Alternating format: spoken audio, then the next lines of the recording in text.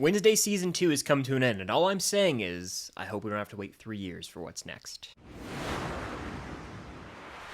What's going on, guys? I'm Chris, and welcome back to another video. So today I've got my spoiler review / discussion about Wednesday Season 2. Part 2 is on Netflix now, so the final 4 episodes are out. This is going to be a spoiler-heavy video, very laid back, of me sort of going through the major reveals, the major deaths, the major spoilers of the season, giving my 2 cents on them. I did a regular review, and I didn't want to spoil too much there, so I was saving that all for this video. So it goes without saying, you've been warned, spoilers ahead for all of Wednesday Season 2, including both Part 1 and Part 2. But before I get into this, hit that like button, comment down below your thoughts on Wednesday Season 2 Part 2. Are you happy with it? Did you prefer Part 1 or Part 2? Are you curious, nervous, excited for Season 3? Let me know all that and more down below. And again, subscribe into that notification bell to help reach my goal of 150,000 subscribers here on the channel. I mean, quite a bit. So like I said, we got the final 4 episodes of Wednesday, and I have some notes right here. I actually would jot my notes down after every episode with some of the major talking points, and we'll kind of just go in episode order leading up to that finale. So in the opening of episode 5, which is the premiere of Part 2, we see, just like in the Season 2 Part 2 trailer, that Principal Weems is in fact Wednesday's spirit guide. It's not just some gag, it's not some running bit. She actually is her spirit guide throughout the entire season, because apparently they're like 13th cousins or something silly like that. It made for a funny little joke, but it was also just great to see Gwendolyn Christie back in the role, because to me,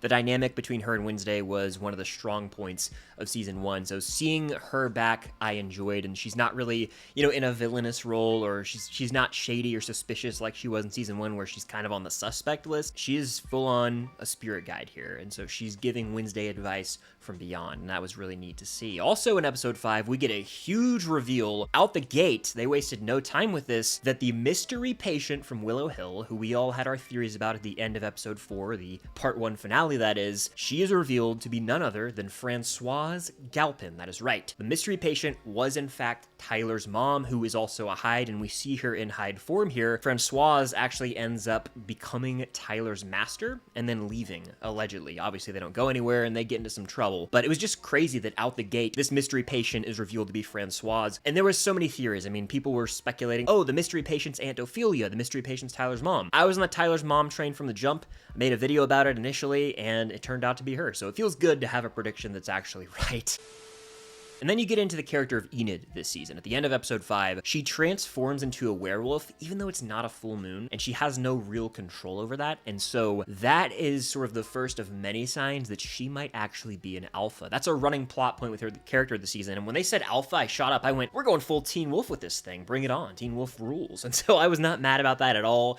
In fact, throughout the season, she has this relationship with Miss Capri, who is revealed to be part werewolf later on in this season as well. So oftentimes Enid will, you know, lock herself up at night so she can't bust out and become a werewolf, because ultimately, if she does that on the night of a full moon, because of her being an alpha, she might be stuck in werewolf form forever, and we'll get to that later on. And then we roll into episode 6, and this is where we find out Slurp's identity. He is none other than Isaac Knight. This was a friend of Gomez Addams back in the day, but more importantly, this is the brother of Francoise Galpin. So we have this whole Galpin family tree expansion happening in Season 2, and I imagine that we could get even more info on them in Season 3 regarding a potential Hyde pack. But Isaac's mentor was Augustus Stonehurst, which is why he had this access to the lab in Iago Tower. Ultimately, that would explode. We'll get into the nitty-gritty of that later on. But episode 6 is a standout episode for various reasons. The main one being that it's Freaky Friday meets Teen Wolf, right? They go full body swap here as both Wednesday and Enid switch bodies. And so the opening of this episode is like Wednesday dressed up in Enid's clothes, dancing, talking completely tonally different, almost sounding like Enid. It honestly threw me for a loop in the best possible way, because I was locked in. And then we find out why that ends up going down later in the episode. And it's because Wednesday sought out Rosaline Rotwood's grave, and there was a price to pay for removing her hand from the flame too early. This broke the Raven's gaze, and while Wednesday attempted to temporarily gain second sight, the result was this body swap. It's almost like a little curse that they ended up having to reverse by sharing secrets with each other. And that honestly was a smart device to use, because it made Wednesday and Enid bond even more. They both had to walk a mile in the other's shoes literally for a day or so. And so they were able to admire aspects of one another that they might not have previously, and also they finally shared those with each other. So overall, it was a big growing experience for the two and made them even better friends and roommates than they already were. So I appreciated that from a character development standpoint. Also, I don't know if I ever mentioned this, but Christopher Lloyd, who plays Doc Brown in Back to the Future, is in this season. He plays Professor Orloff, I believe his name is, the teacher whose head is just around in this like fish tank looking thing. Well, Isaac actually shows up and kills him, and that was a bummer because I didn't want to see my man Doc Brown go out like that, but Isaac ate his brain. Isaac didn't stop there because he also killed Stonehurst's daughter, Judy, who's revealed to be like the avian figure at the end of part 1. She bit the dust as well, so the man's on a kill spree. The death itself happens off screen, but we do see her body in a trunk later on. We then got a really cool sequence at Willow Hill because Isaac's here, he's with Francois, he's with Tyler, and he's trying to resume the experiment that failed years ago where he's trying to, remove the hide form from his sister.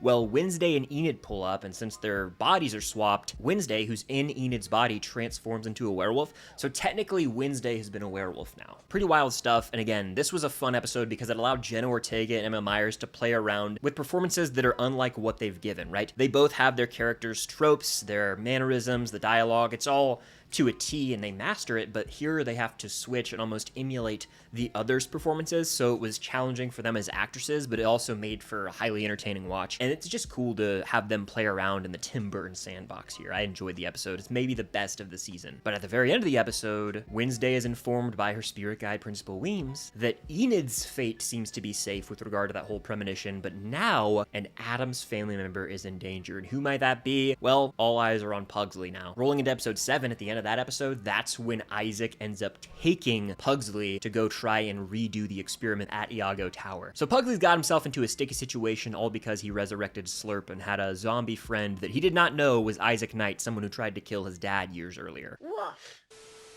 Episode 7 gives us a lot about Principal Dort. This is where we resolve that character played by Steve Buscemi. It turns out all along he was a scumbag. I mean, Steve Buscemi typically is cast as someone who's a bit slimy, maybe a scumbag from time to time. That's the case with Principal Dort. He turns out to be the actual founder of Morning Song, which is the cult that Bianca Barclay's mom is all intertwined with. And so as the episode unfolds, there's this whole moment at a gala where he gets what's coming to him. After we get the awesome dance sequence between Enid and Agnes to the new Lady Gaga song, which is called the Dead Dance, Dort goes up on stage, but of course during that dance number, when Agnes goes invisible, she steals the little pocket watch looking thing from his pocket, so he's now susceptible to being put under the siren song. So in front of everyone, Bianca uses the siren song on him, and he exposes himself and his whole entire plan to just steal Wednesday's grandma's fortune. He is revealed to be just an outright scumbag. It's a win for everyone. And then he tries to take Bianca hostage with like his flame powers, but Ajax steps in. He finally gets his moment to shine as he turns Dort to stone with his head. But because Dort had lit one of those chandeliers on fire, it actually ends up crushing him and killing him. So he bites the dust literally, and I'm not mad about it. So now that Dort's taken care of, we roll into the finale of season 2, and that's where we get the classic Wednesday flashbacks, specifically with Morticia and Gomez. In season 1, they did a really good job of giving us flashbacks with those characters that gave us some information, but throughout the season, they kind of put the pieces of the puzzle together a little bit more and painted a clearer picture, and that's what they did here, right? In this episode, this is where we find out that all along, Isaac wanted to run this experiment in Iago Tower to take the hide form out of his sister Francoise, but he recruits his buddy Gomez to come help because he wants Gomez's power to use as like an electricity source for this experiment. Little does Gomez know that Isaac's already planned for Gomez to die. In fact, Isaac already dug a grave for Gomez, and so he's really inconsiderate of him and is not the best person, as you can tell. So as the experiment's going down, the power's surging, Morticia steps in, she axes this thing, and that's what causes the explosion that ultimately leads to Isaac's death. So, in secret, Morticia and Gomez just bury Isaac in the grave that was already dug for Gomez. They get off scot-free, and that's why he's under that tree when years later Pugsley creates Slurp. Inadvertently, of course, but it all came together nicely in my opinion. Now, that's not the biggest reveal of this episode because we find out that Thing, that's right, the lovable hand from this show, is the right hand of Isaac Knight, and when Morticia axed the experiment. She cut off that right hand that was actually animated and brought to life by the power surge. So Isaac reclaims things as right hand, and for a minute there, we lose the guy. But they went full Harry Potter. I can't say this enough. It reminds me so much of Harry Potter and the Chamber of Secrets when we find out that Tom Marvolo Riddle is Lord Voldemort, with the text rearranging on screen from Tom Marvolo Riddle to I am Lord Voldemort. In this episode, they put Isaac Knight on screen, and then they show the letters rearrange in Knight to Thing, and I was like, this is so Chamber of Secrets. I hope I'm not the only one who felt that way or caught that immediately. I was eating it up. I loved it. I was down for that sort of creative backstory or retcon, if you will. But in the present day, right, Isaac has set up this experiment again at Iago Tower. This time he's using Pugsley's electricity as a surge instead of Gomez's, and he's going to act as though he's getting the hide out of his sister, but when the time comes, Francoise, who is the mother of Tyler, actually straps Tyler down on the table to take the hide form out of him because she says it's too late for me. She's been coughing up blood all season. Her time is probably limited realistically, and so she wants to remove the hide from Tyler. All the while, mind you, Wednesday has been buried alive, and Enid runs out there to rescue her with Agnes. They can't dig her up fast enough, so the only way Enid can save Wednesday is by transforming into her werewolf form, of course, on the night of a full moon. So Enid essentially sacrifices herself to save Wednesday, and then she scurries off, stuck in her werewolf form as an alpha. That's something that's going to come into play in season 3, but it's a really emotional moment, and again, shows the growth and bond between those two characters. But Wednesday and Morticia end up showing up to Iago Tower. They save the day. They rescue Pugsley. Tyler is set free by Wednesday, even though Wednesday has the opportunity to let him die. She frees him, and ultimately we get this awesome final showdown between Thing and Isaac. That's right. Thing takes control over his own hand. He flicks off Isaac and he just beats him down. I couldn't get enough of that. I thought it was awesome, and Thing finally got his moment. The best hand in all of fiction, potentially. I won't argue with it. So if you're tracking with me, Dort's defeated in episode 7, Isaac's defeated in episode 8, and then we kind of get into the epilogue stuff, right? Everyone's heading their own way at the end of the season, and Wednesday's expected to go with her parents, but she says, you know what? I'm actually gonna go with Uncle Fester. Why, you might ask? Because I'm going to track down my friend Enid and find her. She's seen up north somewhere in werewolf form, but we don't know where exactly she is. So in season 3, Wednesday and Fester are going to be on a quest to find her, and I hope that's not resolved immediately, right? I hope that's something that actually takes place over the course of the whole season, because to me, season 3 has the opportunity to be an outlier for the better, meaning it's not just going to be another season that's set at Nevermore Academy with another mystery. It can actually take place elsewhere in this world, which can allow for exploration of new settings, new places, new character dynamics. I'm kind of down and very excited for the potential with season 3. The same can be said for the character of Tyler, right? At the end of this season, Miss Capri recruits him to essentially join a pack of hides. She's like, yeah, my dad was a hide. I'm a werewolf. So she's like half hide, half werewolf, I guess. They're headed off somewhere, likely to join this pack. Could that expand into other Galpin family members? I don't imagine that taking place at Nevermore Academy, so that's another plot point that can't really take place at the school. And then you factor in another major reveal. Wednesday, who's retrieved Aunt Ophelia's diary from her mother Morticia, has a psychic vision of Ophelia. We don't see her face, but Ophelia's coming into play in season 3, so that whole storyline also probably not going to take place at Nevermore Academy. We also get one shot near the very end of Wednesday's grandma going down to like this locked room in her basement, and we see Ophelia is locked up there. She's painting Wednesday must die in red blood or red paint. So there's some serious shit being set up for this new season. You're gonna see some serious shit.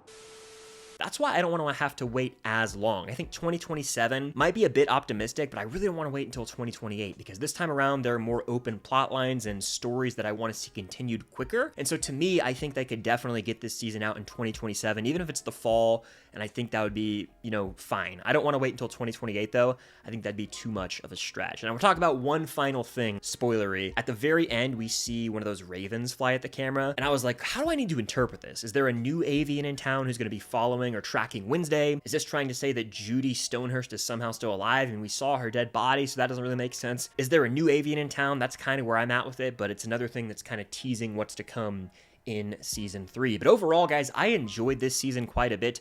There was lots to break down and discuss there. I really enjoyed it though. I think I still give the edge to season 1. I said this in my normal review. I was like, it seems more streamlined and focused, but there were some highlights in season 2 that maybe give us some of the best moments of the entire show. I'm ready for what they have in season 3. I think this show has now established itself to be not just Wednesday. They've expanded the Addams family and some of the supporting characters, so they can definitely have this show run for many, many seasons, in my opinion, if it's continuously well written and if they continue to up the production value. So the future of Wednesday is bright in my mind, and I ended up really digging what this season had to offer. But what do you guys think of Wednesday Season 2, Part 2, and the season as a whole? Do you like Season 1 or Season 2 more?